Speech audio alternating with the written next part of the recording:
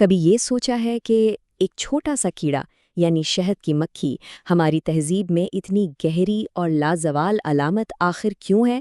یہ صرف شہد ہی تو نہیں بناتی بلکہ ہزاروں سالوں سے ہمارے آرٹ، ادب اور مذہب میں ایک بہت ہی طاقتور استعارہ بھی رہی ہے۔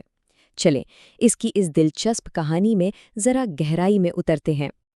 تو سوال یہ اٹھتا ہے کہ ایک شہد کی مکھی آخر کس چیز کی علامت ہے؟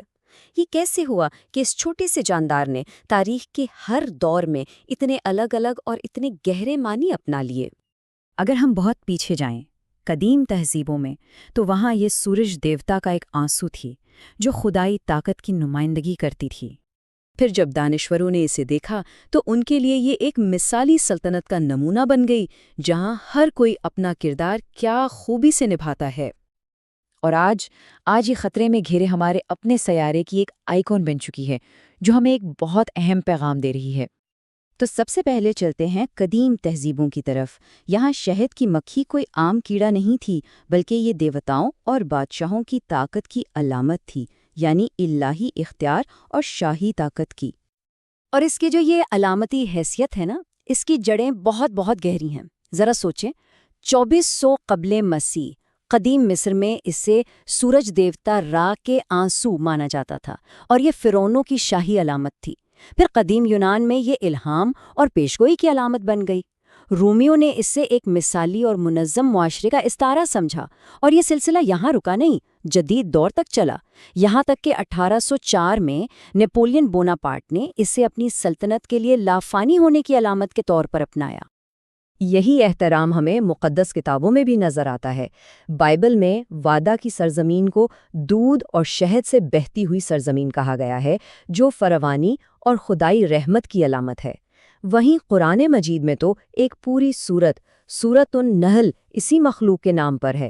اس میں اللہ تعالیٰ فرماتا ہے کہ اس نے شہد کی مکھی کو وحی کی جو انسانوں کے لیے شفا بخش مشروب پیدا کرتی ہے۔ یہ الہی حکم تعاون اور شفا کی علامت ہے۔ اچھا، اب تھوڑا آگے بڑھتے ہیں رینیسانس کے دور کی طرف، جہاں شہد کی مکھی کا چھتا ایک مثالی انسانی معاشرے کے لیے ایک مشہور استعارہ بن گیا۔ اس کی سب سے شاندار مثال ولیم شیکسپیئر کے مشہور ڈرامے ہنری پنجم میں ملتی ہے۔ شیکسپیئر نے ایک سلطنت کا موازنہ شہد کی مکھی کے چھتے سے کرتے ہوئے کہا کہ وہاں ایک بادشاہ اور مختلف عہدیدار ہوتے ہیں۔ کچھ میجسٹریٹ کی طرح نظم و ضبط قائم کرتے ہیں، کچھ تاجروں کی طرح تجارت کرتے ہیں اور کچھ سپاہیوں کی طرح اپنے ڈنگ سے لیس ہو کر دفاع کرتے ہیں۔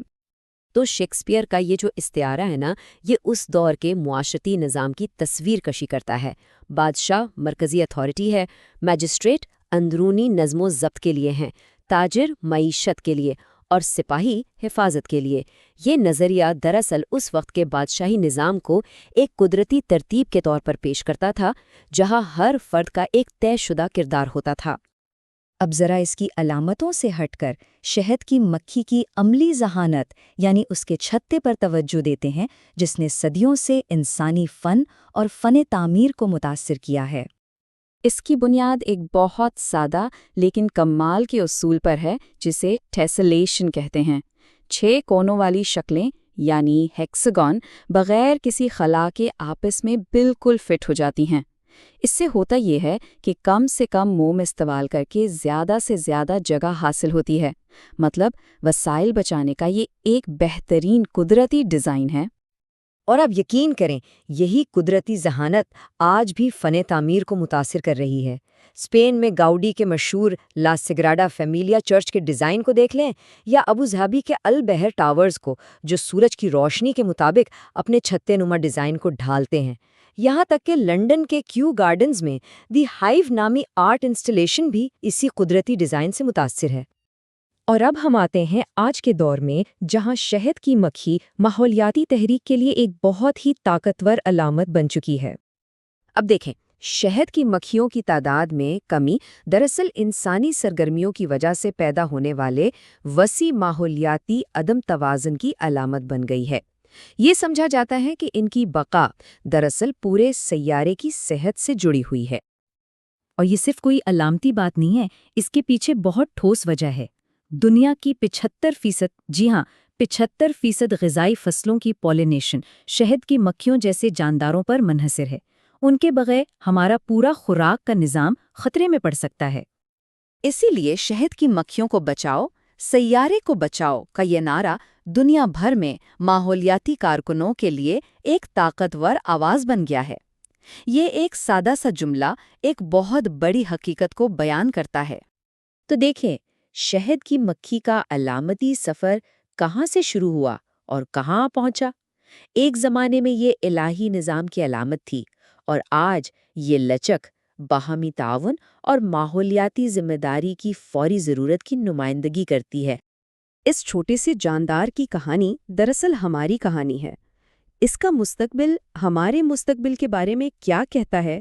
یہ ایک ایسا سوال ہے جو ہم سب کو واقعی سوچنے پر مجبور کرتا ہے۔